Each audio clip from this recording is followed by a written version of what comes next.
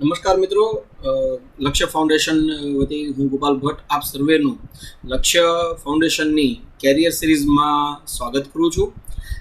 આપણે અત્યાર સુધીમાં લક્ષ્ય ફાઉન્ડેશન દ્વારા અમારા દ્વારા અપાયેલી કેરિયર સિરીઝની અંદર બે કેરિયર્સ વિશે આપણે વાત કરી હતી, જેમાં સૌ પ્રથમ આપણે નેશનલ ડિફેન્સ એકેડમી અને ત્યારબાદ આપણે કમ્બાઇન્ડ ડિફેન્સ સર્વિસીસ વિશે વાત કરી હતી કે ભાઈ કોઈ કેન્ડિડેટ છે, કોઈ વ્યક્તિ છે કે જે મુખ્યત્વે કોમ્પિટિટિવ એક્ઝામિનેશન્સ એપિયર કરીને ઇન્ડિયન ડિફેન્સ ફોર્સિસની અંદર આગળ વધવા ઈચ્છે છે અથવા પોતાનું કેરિયર ડેવલપ કરવા માગે છે, તો એના માટે થઈને એ કઈ રીતે એની પ્રિપરેશન્સ કરી શકે, કઈ કઈ એક્ઝામ એપિયર કરી અને પોતાનું ડિફેન્સ ફોર્સિસની અંદર કેરિયર બનાવવાનું સપનું જે છે એ પૂર્ણ કરી શકે. આજના દિવસે હું વાત કરવા જઈ રહ્યો છું કે ભાઈ કેરિયર સિવિલ સર્વિસીસ, જે સિવિલ સર્વિસીસ એટલે કે જે લોકોની વચ્ચે રહી અને કેરિયર બનાવવાની વાત છે, એના ઉપરની આજની સિરીઝમાં હું વાત કરવાનો છું.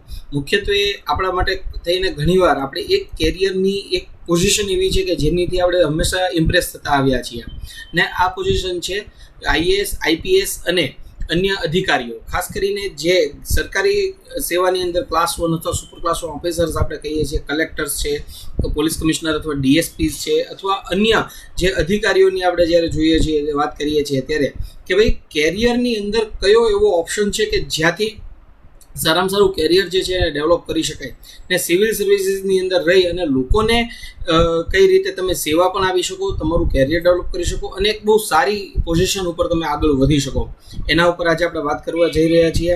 સિવિલ સર્વિસીસ વિશે તો આપણે ઘણું બધું સાંભળ્યું છે, ઘણી બધી વાર આપણે એના વિશે વાત પણ કરીએ છીએ અને એમાંની જે પોઝિશન્સ છે એનાથી આપણે બહુ સારી રીતે ઇમ્પ્રેસ છીએ કે ભાઈ કોઈ આઈએએસ છે જેને આપણે કલેક્ટર કહીએ છીએ, કે આઈપીએસ છે, પોલીસ કમિશનર, ડીએસપી કે એ કેડરના જે વ્યક્તિઓ છે એના યુનિફોર્મની, એની પોઝિશનથી, એ લોકોની જે સત્તાઓ છે, એની પાસે રહેલી જે બીજી બાબતો છે એ તમામથી આપણે ખૂબ જ ઇમ્પ્રેસ હોઈએ છીએ. પણ ઘણીવાર આપણને ખ્યાલ નથી હોતો કે એમાં આપણે કઈ રીતે એક્ઝામિનેશન એપિયર કરી શકીએ, અથવા એક્ઝામિનેશન એપિયર કરવા માટે પણ કેટલીક બેઝિક બાબતો જે છે એની વિશે આપણને આઈડિયા નથી હોતો, ત્યારે આપણને કેરિયરની વિશે જે છે એ પ્રશ્નો ઉપસ્થિત થતા હોય છે અને એના માટે થઈ અને જોઈન કઈ રીતે કરવું કે શું કરવું એ વિશે આપણે હંમેશા કન્ફ્યુઝ રહેતા હોઈએ છીએ.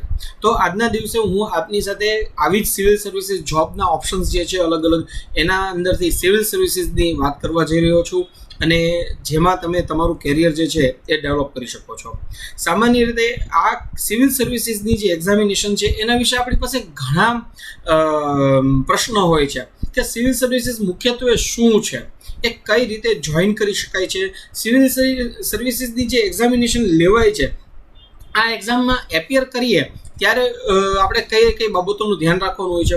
ઘણીવાર એવું પણ બનતું જોયું છે કે સ્ટુડન્ટને પોતાની રીતે પ્રિપરેશન્સ પણ કરતા હોય છે, તૈયારી કરતા હોય છે અને આ તૈયારી દરમિયાન એમને ઘણા બધા પ્રશ્નો હોય છે, પણ તેનું સોલ્યુશન્સ ન મળવાને કારણે અથવા એના પ્રત્યે પ્રોપરલી કોઈ પણ વધારે ડિટેલિંગ ન મળવાને કારણે કેરિયરના આ ઓપ્શનને એ સ્વીકારી શકતા નથી. તો એ માટે થઈને આજે આપણે સૌથી પહેલાં વાત કરવાના છીએ કે what is A civil services. Civil services મુખ્યત્વે શું છે?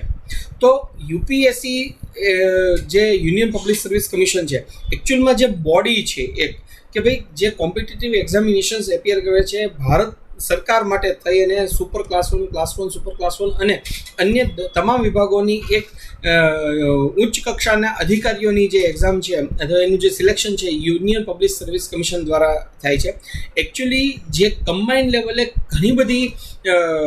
ઘણા બધા વિભાગોને, ઘણા બધા ડિપાર્ટમેન્ટ્સને એ આવરી લે છે, એ ડિપાર્ટમેન્ટ માટે યુપીએસસીની એક્ઝામ કહેવાય છે. યુપીએસસી એક્ઝામ જે છે એમાં ઘણા બધા પ્રકાર રહેલા છે. યુપીએસસી મુખ્યત્વે જોવા જઈએ તો 20 પ્રકારની પોઝિશન્સ માટે થઈ અને એક્ઝામિનેશન્સ લે છે અને એ પોઝિશન્સમાં પણ એના પણ પાછા પેટા વિભાગો જે છે એ ઘણા રહેલા છે. તો UPSC as a actually body છે જે બોડી અલગ અલગ એક્ઝામ કન્ડક્ટ કરે છે અને આમાં જ એક એક્ઝામ જે છે એ કન્ડક્ટ થાય છે, એનું નામ છે સિવિલ સર્વિસીસ. સિવિલ સર્વિસીસ આપણે એમ કહીએ છીએ કે જે મુખ્યત્વે ખૂબ જ તે પ્રેસ્ટિજિયસ એક્ઝામ છે અને સાથે સાથે આપણે ભારતની અંદર લેવાતી તમામ એક્ઝામોમાંથી one of the toughest exam કહી શકાય. વન ઓફ ધ ટફેસ્ટ એટલા માટે કારણ કે એ એક્ઝામિનેશનની અંદર ઘણા બધા અલગ અલગ જે છે એ ક્રાઇટેરિયા રહેલા છે અને લગભગ દર વર્ષે આ એક્ઝામ જ્યારે લેવાય છે ત્યારે તેમાં 3.5 થી લઈને 5 લાખ જેટલા વિદ્યાર્થીઓ, કેન્ડિડેટ જે છે એ એના માટે એપિયર કરતા હોય છે. પરંતુ એમાંથી ખૂબ જ જૂજ સંખ્યાની અંદર જે છે એ પાસ કરી અને આ પોઝિશન સુધી પહોંચી શકે છે. એટલા માટે થઈને એનો જે કોમ્પિટિટિવ એક્ઝામિનેશનનો જે રેશિયો છે એ ખૂબ જ તે નીચો છે. એટલા માટે થઈને સિવિલ સર્વિસીસ એક્ઝામ જે છે એ ટફેસ્ટ એક્ઝામની અંદર ગણતરી થાય છે. બીજી એક વાત કરીએ કે આ એક્ઝામ જે છે એ આખા દેશમાં એક સમાન રીતે લેવાય છે અને એક સમાન રીતે એ Indian administrative services, Indian foreign services, Indian police services, Indian revenue services એવી તમામ પોઝિશન્સ માટે થઈને એક સમાન એક્ઝામ એક જ લેવાય છે. અને એમાંથી જે મુજબની કેટેગરીમાં તમે સિલેક્શન થાવ એ સિલેક્શન બાદ તમને પોઝિશન જે છે એ મળતી હોય છે.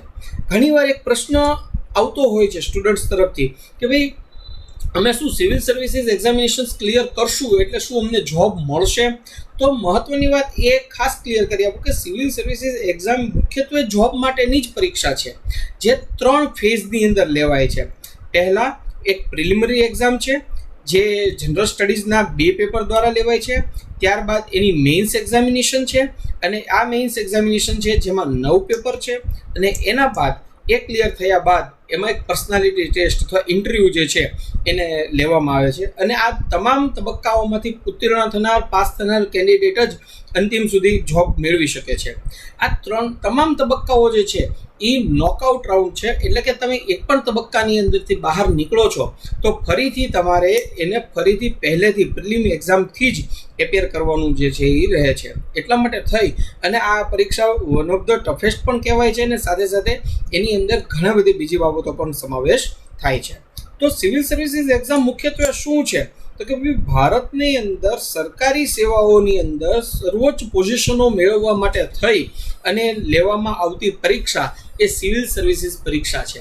સિવિલ સર્વિસીસ પાસે અધિકારી પાસે અનેક પ્રકારની સત્તાઓ રહેલી હોય છે. તે અલગ અલગ વિભાગોમાં અલગ અલગ રીતે અનેક રીતે કામ કરતા હોય છે. એટલા માટે થઈ અને તેનું મહત્વ જે છે એ ઘણું જ વધી જાય છે અને આથી તે સરકારના એક બહુ મહત્વપૂર્ણ અંગ તરીકે સિવિલ સર્વિસીસને જોવામાં આવે છે. સિવિલ સર્વિસીસ એક્ઝામ્સની બાદ આપણે જો વાત કરીએ તો શા માટે સિવિલ સર્વિસીસ જે છે એ જોઈન કરવી જોઈએ એવું પણ પ્રશ્ન ઉપસ્થિત થતો હોય, સ્વાભાવિક વસ્તુ છે. તો એના માટે થઈને આપણે જો વાત કરીએ કે ભાઈ તો સૌથી પહેલાં તો ભારતની અંદર લેવામાં આવતી વિવિધ જે પરીક્ષાઓ છે એમાંથી one of the toughest exam છે, ખૂબ અઘરી પરીક્ષા છે. બીજું કે તમને એને આ પરીક્ષા પાસ કર્યા બાદ જ્યારે જોબ મળે છે ત્યારે prestige, power, job security, decent salary, excellent perks, work life balance, job satisfaction, freedom of work, diversity of job, widest networking એવા ઘણી બધી બાબતો જે છે એનો લાભ મળે છે. સામાન્ય રીતે આપણે જ્યારે કોઈ પણ એક વિભાગ માટે કે એક ખાનગી કંપની માટે કે કોઈ એક વિસ્તાર માટે આપણે વાત કરતા હોઈએ છીએ ત્યારે એમાં જે જોબની કે એની જે ક્રાઇટેરિયા છે એમાં તમારે ચોક્કસ એક જ વર્ક કરવાનું હોય છે અથવા લાંબા સમય સુધી તમે એક જ વર્ક કરવાનું રહેતું હોય છે. એના બદલે આની અંદર તમને અલગ અલગ પ્રકારના ઓપ્શન પણ મળે છે અને એ ઓપ્શન મળ્યા બાદ એકવાર સિલેક્ટ થયા બાદ પણ તમને અલગ અલગ પ્રકારના બેનિફિટ્સ જે છે મળતા રહે છે. સૌથી મહત્ત્વની વાત છે કે એક તો એની પ્રેસ્ટીજ છે, એક વેલ્યુ છે કે જ્યારે કોઈ સિવિલ સર્વિસીસ ક્લિયર થયેલો કેન્ડિડેટ હોય તો એની એક ચોક્કસ વેલ્યુ હોય છે, એક ચોક્કસ એને નજરે જોવામાં આવે છે કે ભાઈ એ વ્યક્તિ કંઈક ખાસ છે. બીજું કે એની પાસે અનેક સત્તાઓ છે, અનેક પાવર છે. સામાન્ય રીતે જોવા જઈએ તો જ્યારે આપણે વાત કરતા હોઈએ ત્યારે સરકારનો જે કર્મચારી છે, સરકારી અધિકારી છે એને કોઈ સત્તાઓ નથી મળતી, એને જવાબદારીઓ મળે છે અને આ જવાબદારીઓની સાથે સાથે જ એ વ્યક્તિ જે છે એને સરકાર તરફથી કેટલાક માન અને પ્રતિષ્ઠા મળે છે જેને આપણે પાવર તરીકે જોઈએ છીએ. તો આપણે એને માન અને પ્રતિષ્ઠા જે છે એના વિશેની આપણે વાત કરશું. ત્યારબાદ આપણે વાત કરીએ કે ભાઈ એક સારી સેલેરી ગ્રેડ, તો કે ભાઈ ચોક્કસપણે સિવિલ સર્વિસીસ સરકારના ઉચ્ચ હોદ્દાઓ માટે છે તો 100%ની વાત છે કે એને કારણે એને સેલેરી ગ્રેડ ખૂબ સારો હોય છે. સરકારના નવા સેલેરી ગ્રેડ જે છે એ ખૂબ જ સારા કરેલા છે સરકારે, એટલા માટે થઈને એ અગત્યના બની જાય છે. એક્સેલન્ટ પર્ક્સ એટલે કે સેલેરીની સાથે મળતા અન્ય બેનિફિટ છે કે ભાઈ એક ચોક્કસ લેવલે જ્યારે એક કેન્ડિડેટ છે, એક વ્યક્તિ છે, એક સત્તા ઉપર છે, એક પોઝિશન ઉપર છે ત્યારે સરકાર દ્વારા તેને મકાન, તેને વાહન, અન્ય બીજા બધા બેનિફિટ સરકાર તરફથી પ્રાપ્ત થતા હોય છે જે એને ખૂબ જ તે સારા બેનિફિટ મળે છે કે એક ચોક્કસ પ્રકારની લાઈફ જીવવા માટે થઈને ચોક્કસ એને બેનિફિટ મળે છે. સાથે સાથે વર્ક લાઈફ બેલેન્સ, કેમ કે આપણે સિવિલ સર્વિસીસ શા માટે ઈચ્છીએ છીએ કે ભાઈ હું મારા પરિવાર સાથે પણ રહી શકું અને સાથે સાથે હું કેરિયર પણ બનાવી શકું અને મારા પરિવાર માટે કંઈક કરી શકું. એ તમામ વસ્તુઓ જે છે એ વર્ક લાઈફ બેલેન્સની અંદર સમાવેશ થાય છે. જોબ સેટિસ્ફેક્શન 100%ની વાત છે. કોઈ પણ કામ કરવા માટે થઈને જોબ સેટિસ્ફેક્શન ખૂબ જ અગત્યનું છે. જો જોબ સેટિસ્ફેક્શન ન હોય તો આપણે કામ યોગ્ય રીતે કરી શકતા નથી, અથવા યોગ્ય રીતે કામ કરવાનું જે રિઝલ્ટ આવવું જોઈએ, જે પરિણામ આવવું જોઈએ, એ પરિણામ લાવી શકતા નથી.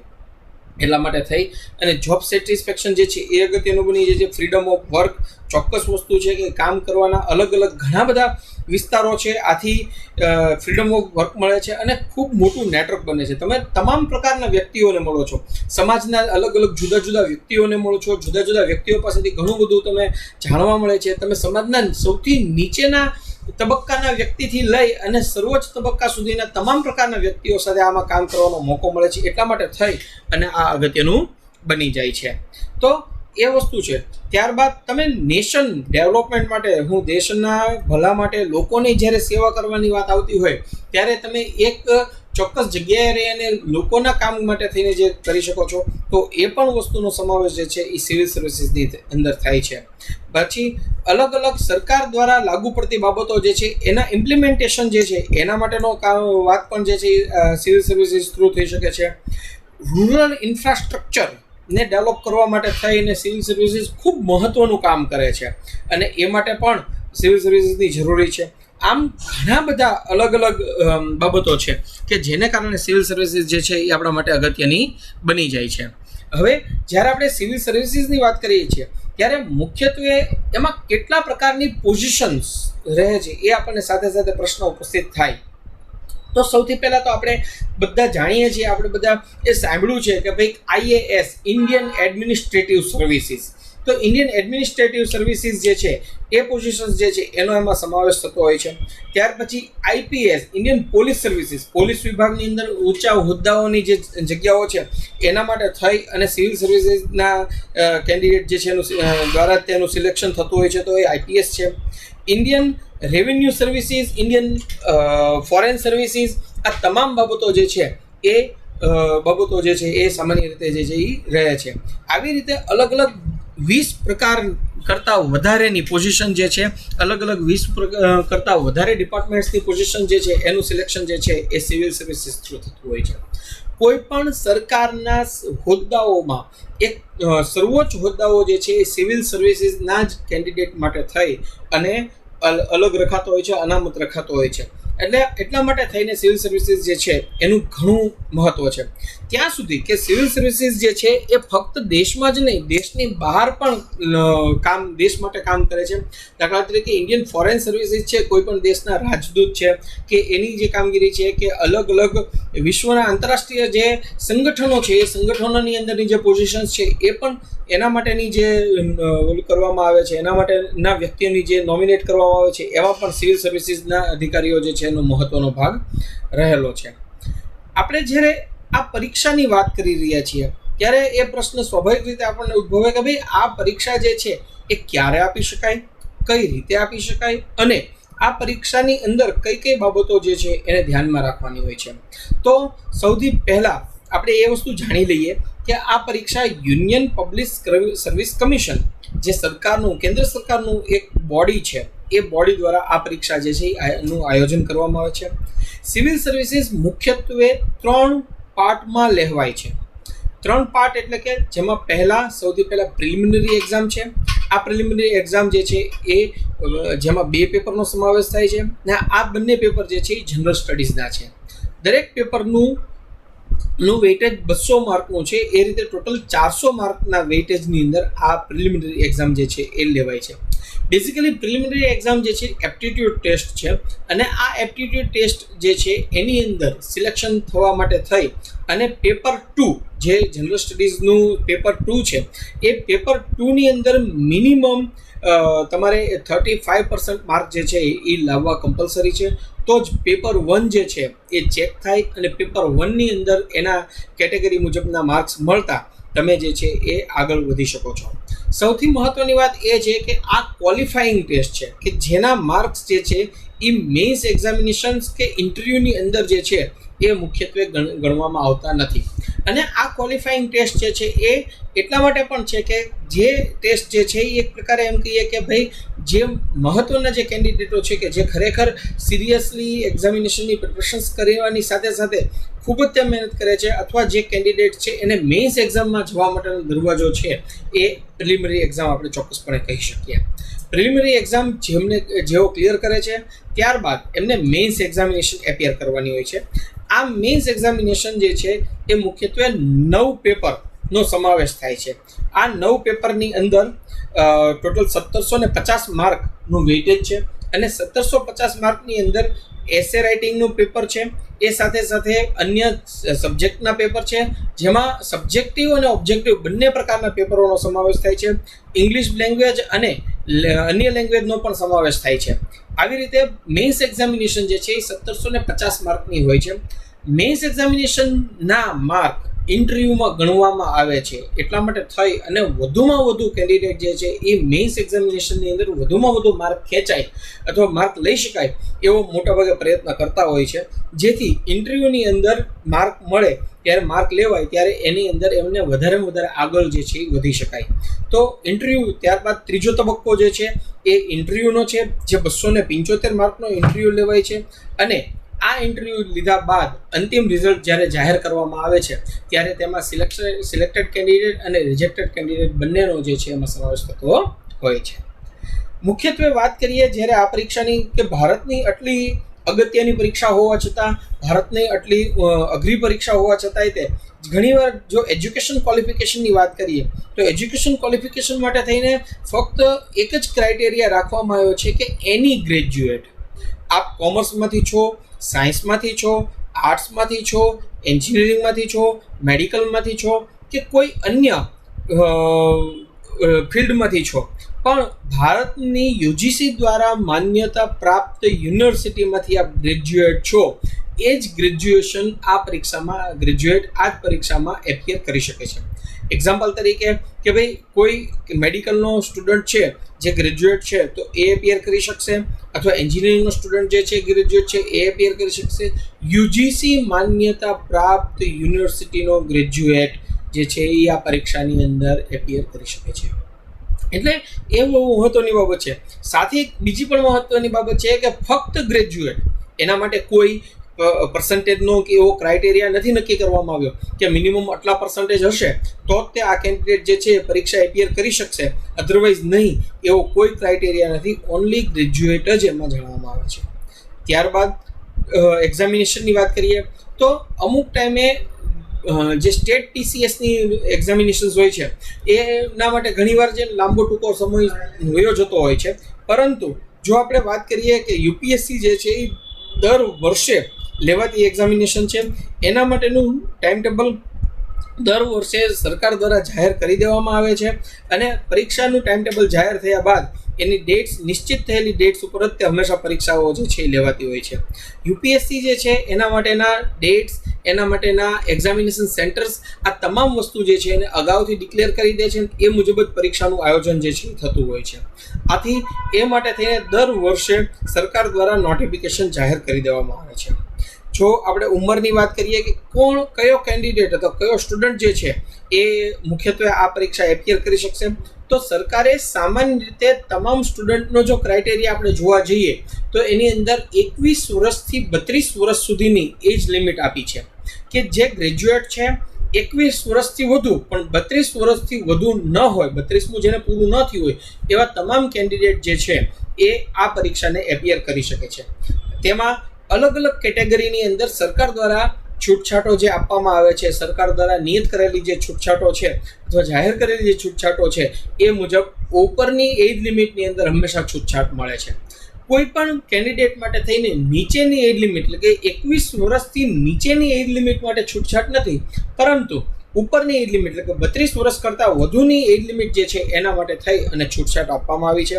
ને આ માટે સરકાર દ્વારા જે નીતિ નિયમો જે નિશ્ચિત કરવામાં આવ્યું છે તે મુજબની છૂટછાટ મુજબ દરેક કેન્ડિડેટ જે છે એપિયર કરી શકે છે. હા, સામાન્ય રીતે જનરલ કેટેગરીના કેન્ડિડેટ માટે થઈને 21 થી 32 વર્ષની એજ લિમિટ છે અને 6 ટ્રાય આપવામાં આવે છે. પહેલાં આ ટ્રાય 4 હતી, પરંતુ હવે સરકાર દ્વારા એજ લિમિટ વધારવાની સાથે 2 ટ્રાયને વધારવામાં આવી છે અને 6 ટ્રાય કરવામાં આવી છે.